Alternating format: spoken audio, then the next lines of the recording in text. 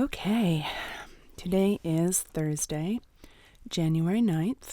It is 5:18 p.m. Other than the dog, I'm the only one in the house right now. That is not going to last for too long. Got to take advantage of it, right? So, I am recording today with the Bi-Fa with this pop filter still. Today I am working off the Scarlett Solo instead of the Zoom H6 Essential. I'm just trying out every combination just to see how it all sounds. Is there a difference, etc., etc. Yesterday's recording, the room sounded way more echoey than it has in previous recordings when I listened to it. And I'm not really sure why. It could just be that the gain setting was different in the Zoom H6. It could be that I was a little too far away from the mic and it was picking up sounds, room sounds in a different way. Who knows? But there was definitely more reflection that I could hear anyway in the recording. Let's see. I am again recording the video in OBS, recording the audio in Adobe Audition.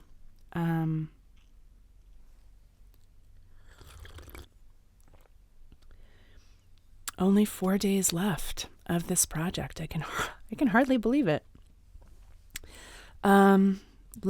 Let's get right into it and make the most of this time of nobody else in the house. All right. I did do all of my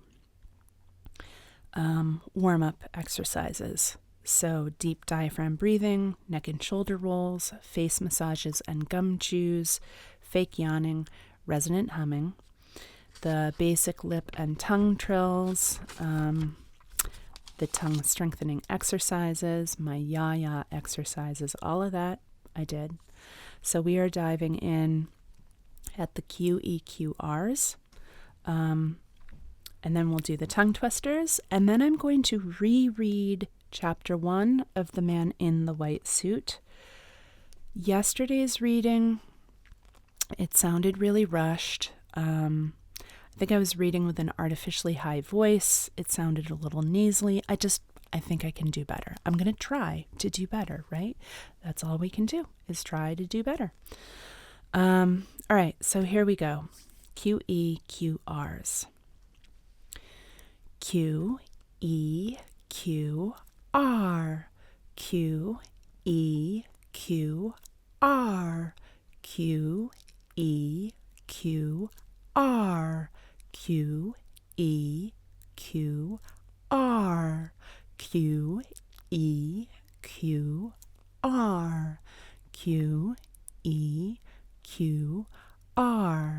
QEQR.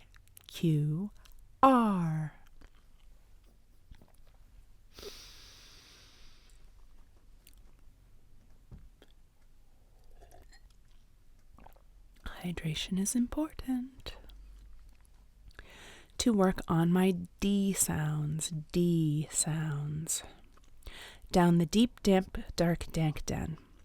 Down the deep, dank, dark, dank den. Down the deep, dank, dark, dank den. Down the deep, dank, dark, dank den. Down the deep, dank, dark, dank den. Down the deep, dank, dark, dank den. Down the deep, dank, dark, dank den. Down the deep, dank, dark, dank den. How much dew could a dewdrop drop if a dewdrop did drop dew? How much dew could a dewdrop drop if a dewdrop did drop dew? How much dew could a dewdrop drop if a dewdrop did drop dew?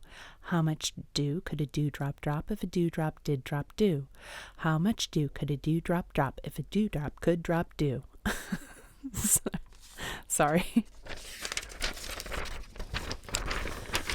It does get a little bit repetitive though. All right, anyway, to work on my F sounds, the F sounds. Four furious friends fought for the phone. Four furious friends fought for the phone. Four furious friends fought for the phone. Four furious friends fought for the phone. Four furious friends fought for the phone. Four furious friends fought for the phone. Four furious friends fought for the phone. Four furious friends fought for the phone. Four furious friends fought for the phone. Four furious friends fought for the phone. I don't know why I whispered it. I guess I'm just in a good mood today. Who knows? To work on my J sounds, Oh, let's see how many times I can say this one on a single breath, because breath control, again, so hard. All right, here we go. On a single breath. James just jostled Jean gently. James just jostled Jean gently. James just jostled Jean gently. James just jostled Jean gently. James just jostled Jean gently. James just jostled Jean gently. James just jostled Jean gently. James just jostled Jean gently. James just jostled Jean gently. James just jostled Jean gently. James just jostled Jean gently. James just jostled Jean gently. 11. I got 11 in. I felt like if I did another one, I was going to really be like pushing. Okay, to work on my S sounds. I wonder if the pop filter does anything to the sibilants. I still have terrible sibilants. But next week is when I get the chips in my front teeth fixed. All right. So, to work on the S sounds, and I'll see if I can get through this twice on one breath. Moses supposes his toes are roses, but Moses supposes erroneously, for nobody's toesies are posies of roses, as Moses supposes his toes to be. Moses supposes his toes are roses, but Moses supposes erroneously, for nobody's toes are posies of roses, as Moses supposes his toes to be. Whew, just barely got through that.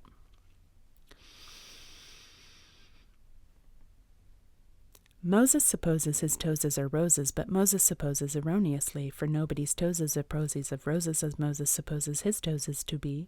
Moses supposes his toes are roses, but Moses supposes erroneously, for nobody's toes are posies of roses, as Moses supposes his toes to be. Moses supposes his toes are roses, but Moses supposes erroneously, for nobody's toes are posies of roses, as Moses supposes his toes to be.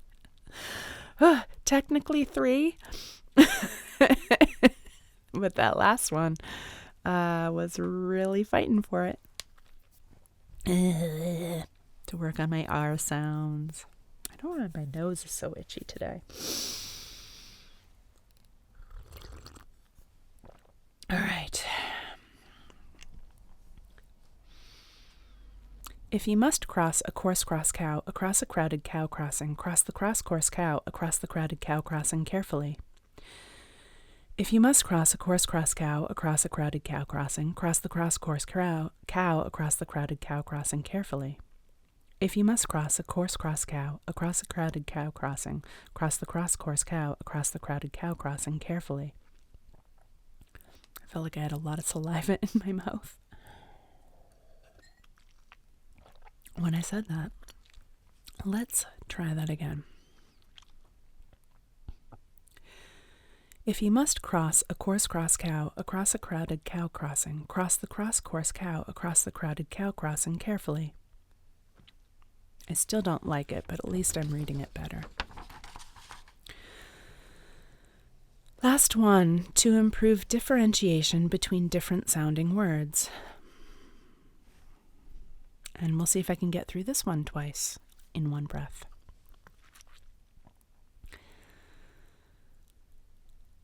Betty bought a bit of butter, but the bit of butter Betty bought was bitter. If I put it in my batter, it will make my batter bitter, but a bit of better butter will make my batter better. So Betty bought a better bit of butter. Betty bought a bit of butter, but the bit of butter Betty bought was bitter. If I put it in my batter, it will make my batter bitter, but a bit of better butter will make my batter better. So Betty bought a better bit of butter.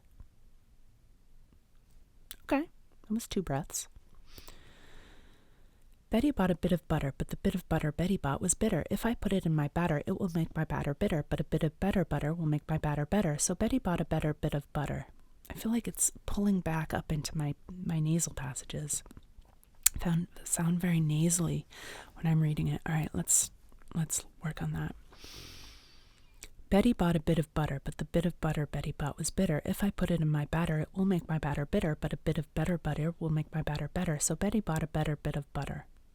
I don't know if that was any better. We'll find out when I go back and listen to this. That finishes the tongue twisters, which moves us into the reading.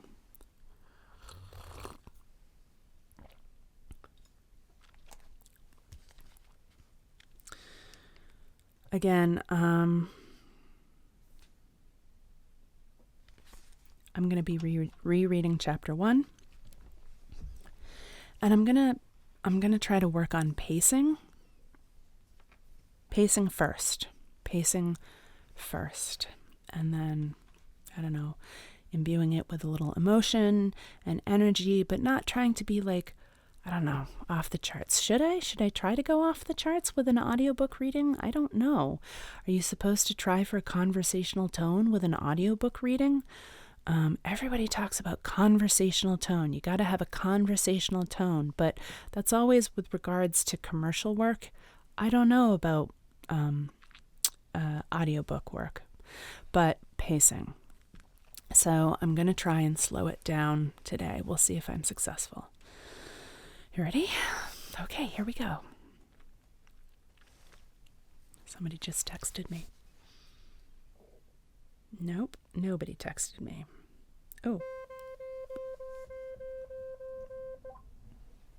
Okay, that was the water lock on my watch. Sorry about that. All right, now let's try.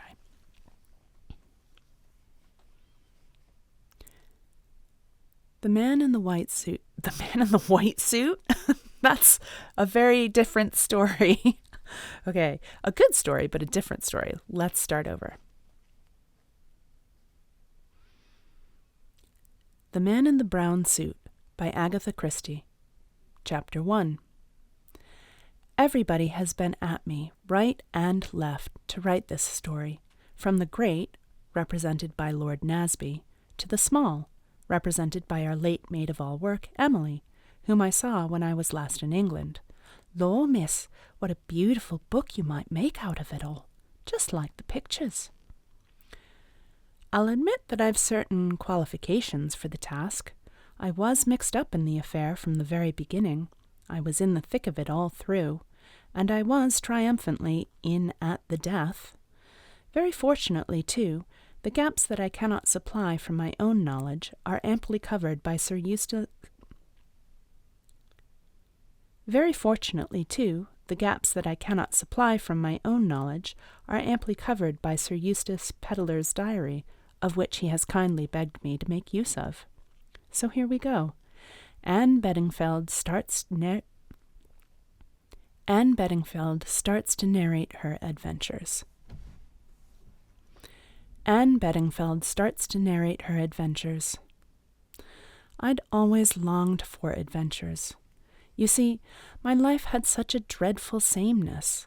My father, Professor Bedingfeld, was one of England's greatest living authorities on primitive man. He really was a genius. Everyone admits that.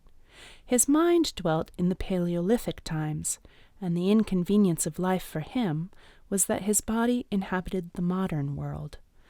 Papa did not care for modern man. Even Neolithic man he despised as a mere herder of cattle, and he did not rise to enthusiasm until he reached the Mousterian period. Unfortunately, one cannot entirely dispense with modern men. One is forced to have some kind of truck with butchers and bakers and milkmen and greengrocers. Therefore, Papa being immersed in the past, Mamma having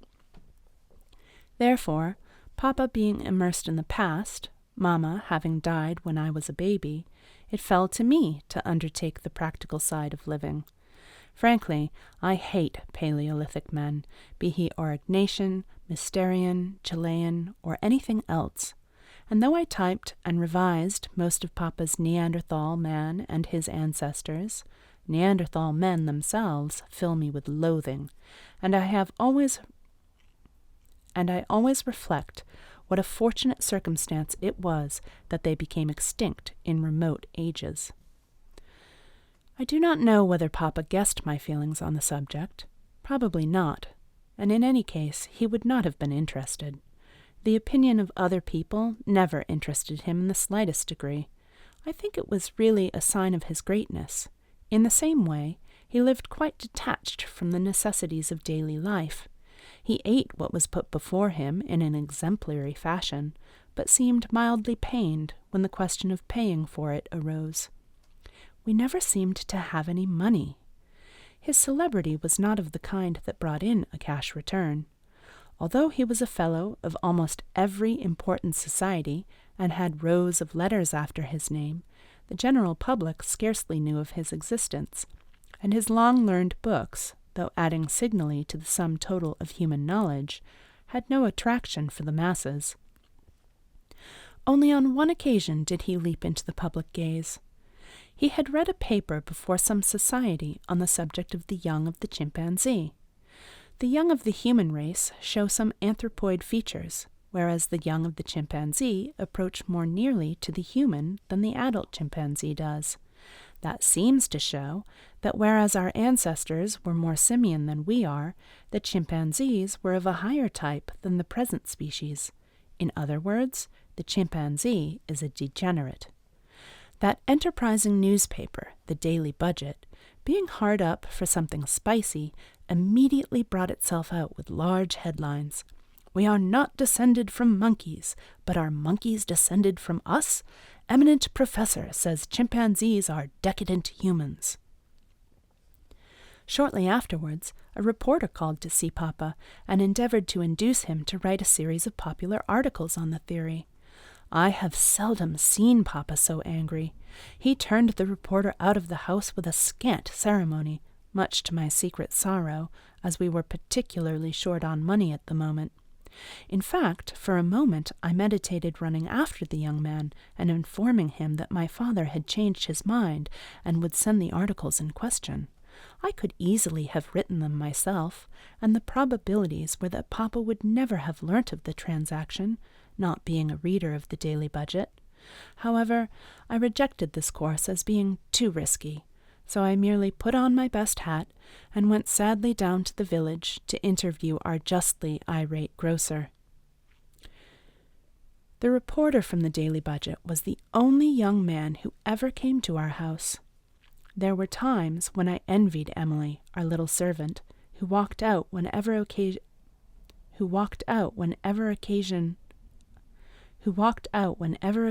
offered with a large sailor to whom she was affianced. In between times, to keep her hand in, as she expressed it, she walked out with the greengrocer's young man and the chemist's assistant. I reflected sadly that I had no one to keep my hand in with. All Papa's friends were aged professors, usually with long beards. It is true that Professor Peterson once clasped me affectionately and said I had a neat little waist, and then tried to kiss me. The phrase alone dated him hopelessly.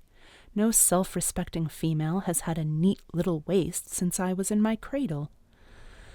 I yearned for adventure, for love, for romance, and I seemed condemned to an existence of drab utility. The village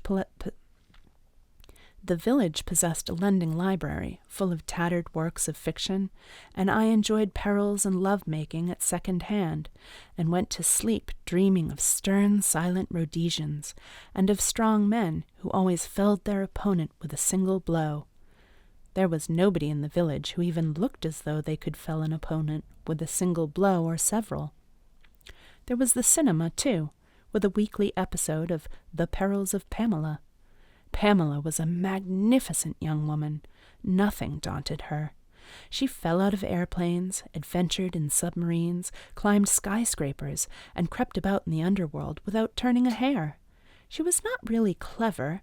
The master criminal of the underworld caught her each time, but as he seemed loath to knock her on the head in a simple way, and always doomed her to death in a sewer gas chamber or by some new and marvelous means, the hero was always able to rescue her at the beginning of the following week's episode. I used to come out with my head in a delirious whirl, and then I would get home, and find a notice from the gas company threatening to cut us off if the outstanding account was not paid.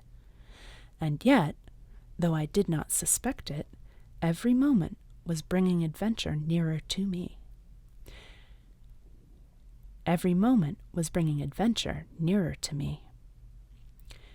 It is possible that there are many people in the world who have never heard of the finding of an antique skull at the Broken Hill mine in northern Rhodesia. It is possible that there are many people in the world who have never heard of the finding of an antique skull at the Broken Hill mine in northern Rhodesia. I came down one morning to find Papa excited to the point of apoplexy. He poured out the whole story to me. "You understand, Anne? There are undoubtedly certain resemblances to the Java skull, but superficial only. No, here we have what I have always maintained, the ancestral form of the Neanderthal race. You grant that the Gibraltar skull is the most primitive of the Neanderthal skulls found. Why? The cradle of the race was in Africa. They passed to Europe, not marmalade on kippers, Papa," I said hastily, arresting my parents' absent-minded hand. "Yes, you were saying?" "They passed to Europe on—" Here he broke down with a bad fit of choking, the result of an immoderate mouthful of kipper bones. "But we must start at once," he declared, as he rose to his feet at the conclusion of the meal. "There is no time to be lost. We must be on the spot. There are doubtless incalculable finds to be found in the neighborhood. I shall be interested to note whether the implements are typical of the Mousterian period. There will be the remains of the primitive ox, I should say, but not those of the woolly rhinoceros. Yes, a little army will be starting soon. We must get ahead of them. You will write to Cook's today, Anne." "What about money, Papa?" I hinted delicately. He turned a reproachful eye upon me. "Your point of view always depresses me, my child. We must not be sordid. No, in the cause of science one must not be sordid." "I feel Cook's might be sordid, Papa." Papa looked pained. "My dear Anne, you will pay them in ready money." "I haven't got any ready money." Papa looked thoroughly exasperated. "My child, I really cannot be bothered with these vulgar money details. The bank, I had something from the manager yesterday, saying I had £27. That's your overdraft, I fancy." "Ah, I have it. Write to my publishers." I acquiesced doubtfully, Papa's books bringing in more glory than money. I liked the idea of going to Rhodesia immensely. "Stern, silent men," I murmured to myself in ecstasy. Then something in my parents' appearance struck me as unusual. "You have odd boots on, Papa," I said. "Take off the brown one and put on the other black one. And don't forget your muffler. It's a very cold day." In a few minutes, Papa stalked off, correctly booted and well mufflered. He returned late that evening, and, to my dismay, I saw his muffler and the overcoat was missing. "Dear me, Anne, you are quite right. I took them off to go into the cavern. One gets so dirty there." I nodded feelingly, remembering an occasion when Papa had returned literally plastered from head to foot with rich Pleistocene clay. Our principal reason for settling in Little Hampsley had been the neighborhood of Hampsley Cavern, a buried cave rich in deposits of the Aurignacian culture. We had a tiny museum in the village, and the curator and Papa spent most of their days messing about underground and bringing to light portions of woolly rhinoceros and cave bear. Papa coughed badly all the evening, and the following morning I saw he had a temperature and sent for the doctor. Poor Papa, he never had a chance. It was double pneumonia. He died 4 days later.